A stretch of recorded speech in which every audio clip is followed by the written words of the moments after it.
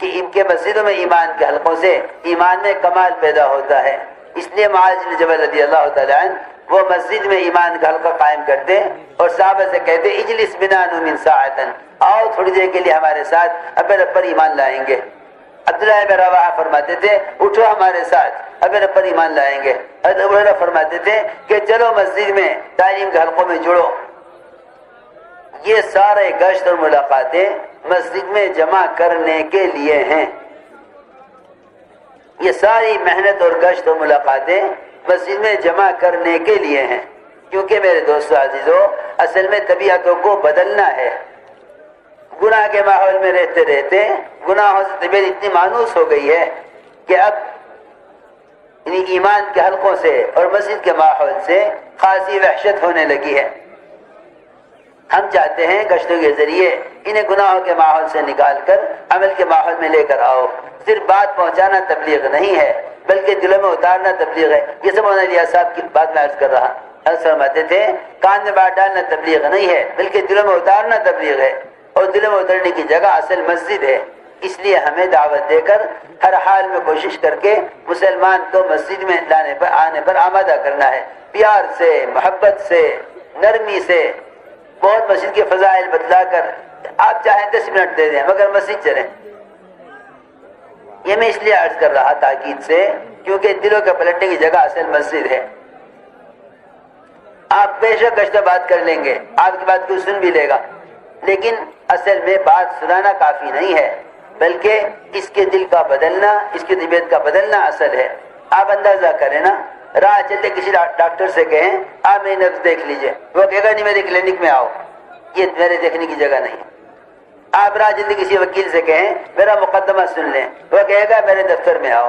راہ جلدی کسی انجینئر سے کہیں میرے مکان کا نقشہ بنا دو، وہ کہے گا نقشہ یوں بنتا ہے. چلتے پھرتے تم میرے آفس میں آؤ، وہاں میرا سارا سامان ہے، تم بتلاؤ گے کتنی زمین ہے، میں نقشہ بناؤں گا. یہ میرا کام میرے آفس میں ہوتا ہے. اس سے اندازہ کر لو جب دنیا کے معمولی کام اپنے ٹھیوں کے بغیر نہیں ہوتے. ایک جوتا بھی اگر کاٹنا ہے تو موچی کے پاس چل کر جانا پڑتا ہے. تیرے گھر میں جوتا کاٹنے کی سوئی کا بھی انتظام نہیں ہے. پھر سوچو تو صحیح کہ اللہ کا تعلق اللہ کے گھر کے بغیر کیسے حاصل ہو جائے گا. ہم سمجھتے ہیں کہ اب گشت ملاقات کے لیے کافی ہے. نہیں، گشت اس لیے ہے تاکہ یہ جتنا برائی کا ماحول ہے بازاری، یہ سارا ماحول تبدیل ہو. اس لیے فرمایا کہ تم سے منکر کو دیکھے اس کو چاہیے اپنے ہاتھ سے اس کو بدل دے. ہاتھ سے بدلنا یہ ہے کہ ایسی قوت ہو کہ ایک ایک کا ہاتھ پکڑ کے بازاری ماحول سے مسجد کے ماحول میں لے آوے. یہ فرمایا من رأى منکم منکرا، سن رہے نہیں، جو تم میں سے منکر کو دیکھے اسے اپنے ہاتھ سے تم سارے کے سارے کہتے ہو روک دے. روکنے کا لفظ حدیث میں نہیں ہے بلکہ بدلنے کا حکم ہے. من رأى منکم منکرا فلیغیرہ بیدہ، کہ اسے اپنے ہاتھ سے بدل دے. کیا مطلب بدلنے کا؟ کہ اس کو شراب کے اڈے سے مسجد میں لے آوے، جوئے کے ماحول سے مسجد میں لے آوے، گناہ کے ماحول سے عمل کے ماحول میں لے آوے. یہ ہے تغییر. اگر ہاتھ سے تغییر کی قوت نہیں ہے تو پھر زبان سے بدلے.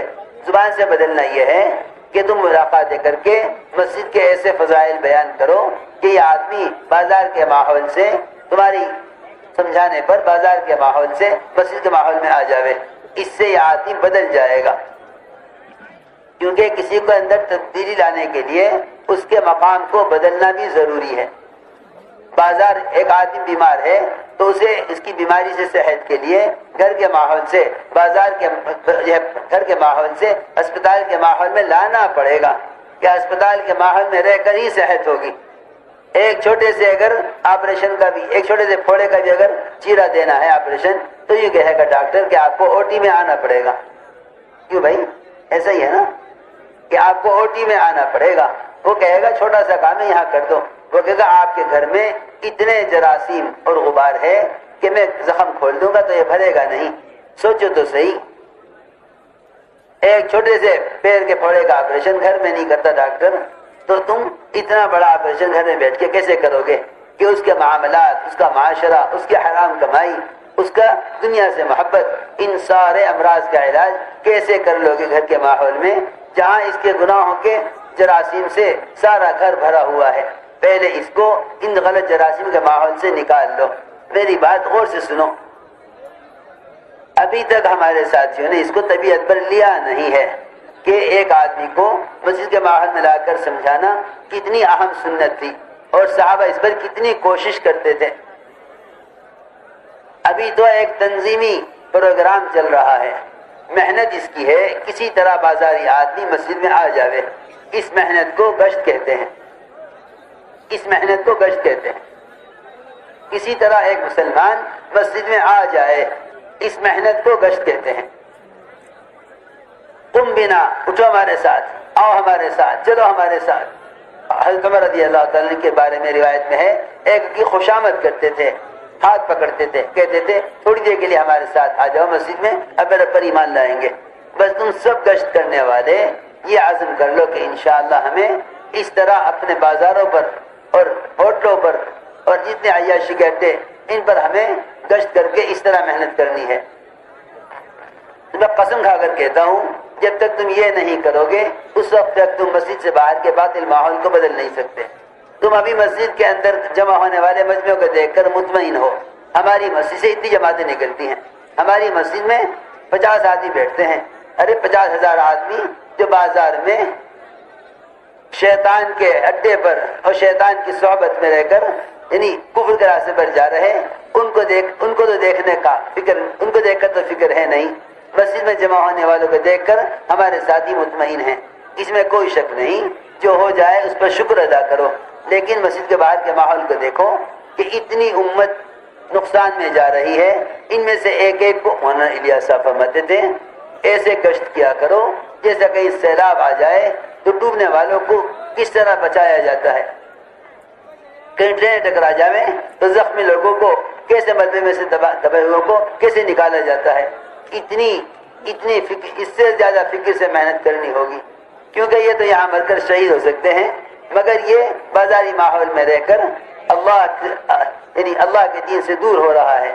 اس فکر سے محنت کیا کرو گشتوں میں کہ ایسا معلوم ہو جیسا کسی ہلاکت سے بچانے کی کوشش میں لگے ہوئے ہیں۔ اتنے فکر سے گشت کیا کرو ایسا معلوم ہو کسی ہلاکت سے بچانے کی کوشش میں لگے ہوئے ہیں۔ میں اس لیے عرض کر رہا کہ مسجد کے ماحول کا کوئی متبادل نہیں ہے، مسجد کے ماحول میں لا کر بات کرو گے تو اس کا سخت سے سخت دل مسجد کے ماحول کی وجہ سے بدلے گا۔ مفتی ثقیف نے کہا ہم اسلام تو قبول کر لیں گے، نماز نہیں پڑھیں گے، زکوٰۃ نہیں دیں گے، دین کی محنت نہیں کریں گے، اپنے خود کو 3 سال تک نہیں توڑیں گے۔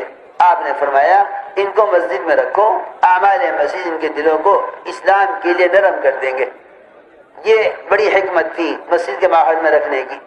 دیکھو تم نے ایک آدمی سے ملاقات کر کے اسے مسجد کی طرف چلا لیا، بس اس کا مسجد کی طرف قدم اٹھانا جہاد میں سے ہے، حدیث میں آتا ہے مسجد کی طرف چل کر آنا جہاد میں سے ہے۔ اس کا جہد شروع ہو گیا کہ یہ مسجد کی طرف چل رہا ہے، آپ نے خوشامد کر کے ملاقات کر کے اپنے ساتھ مسجد کی طرف چلا لیا۔ یہ چند قدم مسجد کی طرف اٹھنا اللہ کی طرف قدم اٹھنا ہے۔ اللہ تعالیٰ خود فرماتے ہیں جو بندہ میری طرف چل کر آتا ہے میں اس کی طرف دوڑ کر آتا ہوں۔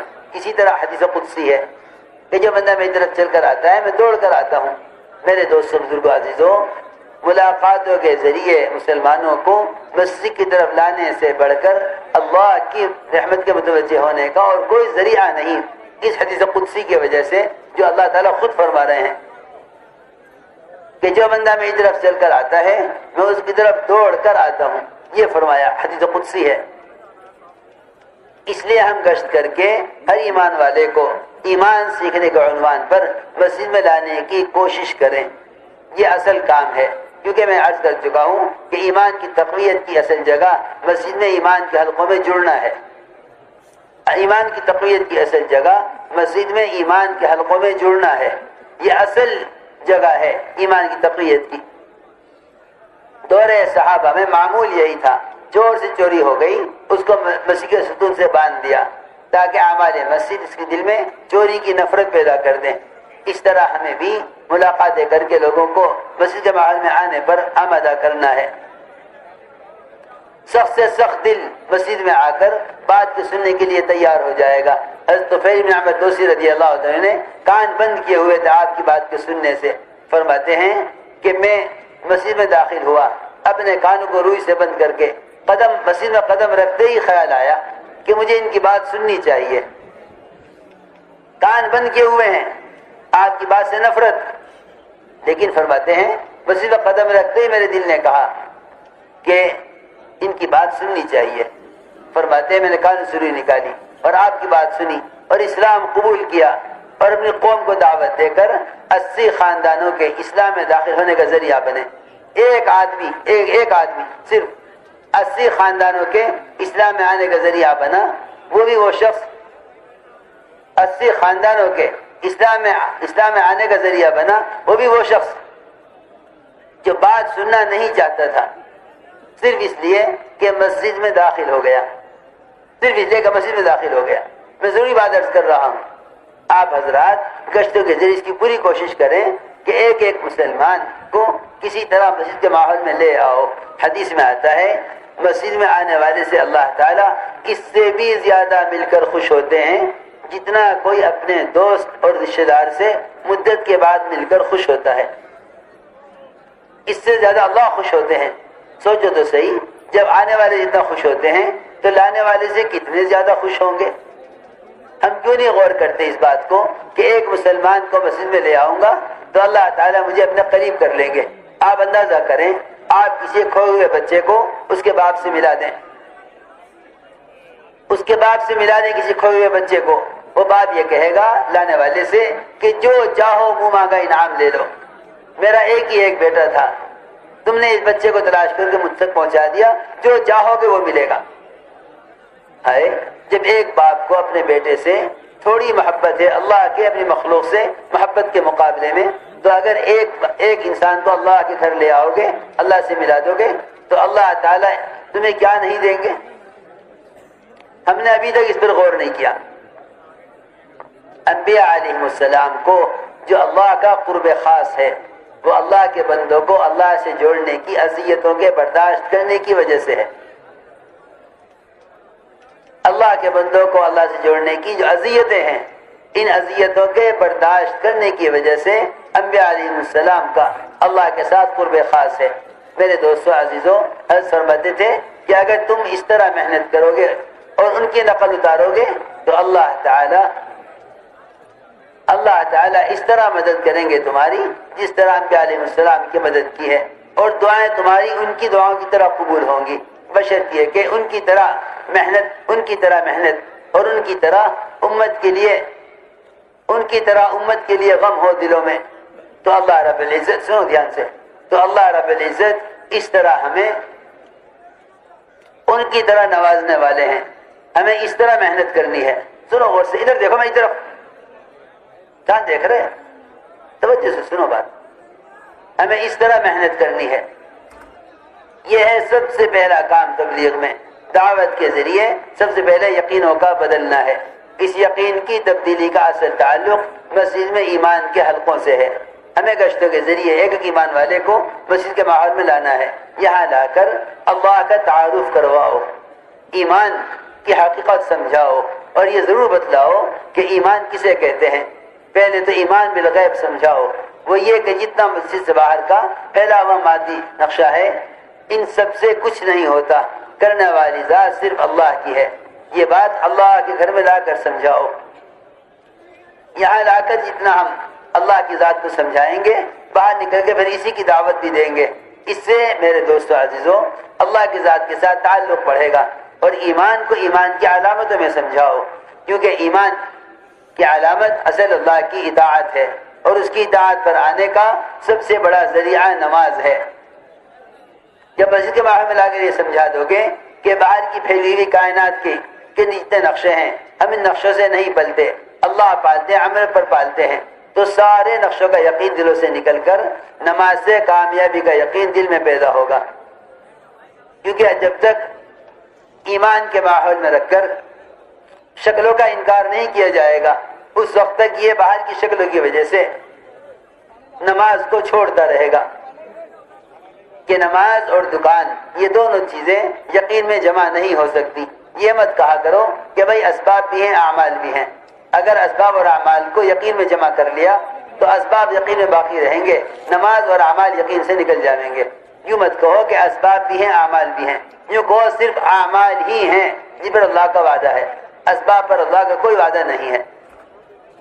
جب اس کی دعوت دو گے مستقل تو رفتہ رفتہ اسباب کی حیثیت کھل جائے گی، اور یہ اسباب کو اس بنیاد پر چھوڑ کر آئے گا حکم کے لیے کہ میں ان اسباب سے نہیں پلتا، جن چیز سے پلتا ہوں، جس پر اللہ نے پلنے کا وعدہ کیا ہے، جس پر اللہ نے پالنے کا وعدہ کیا ہے، اس کے لیے مسجدیں بلایا جا رہا ہے۔ یہ جتنی بھی شکلیں پھیلی ہوئی ہیں یہ پلنے کے اسباب نہیں ہیں۔ جب اس یقین کی روزانہ دعوت دے گا، اس کے لیے اذان پر دکان کا چھوڑنا آسان ہو جائے گا۔ حضرت فرماتے تھے یہ بھی ایک بات ہے سننے کی، 4 مہینے لگے، اب اس پر آ گیا کہ جیسے ہی اذان ہوتی ہے دکان بند کر دیتا ہے، ادھر سے گاہک آ گیا دکان پر، ادھر مغرب کی اذان ہو گئی۔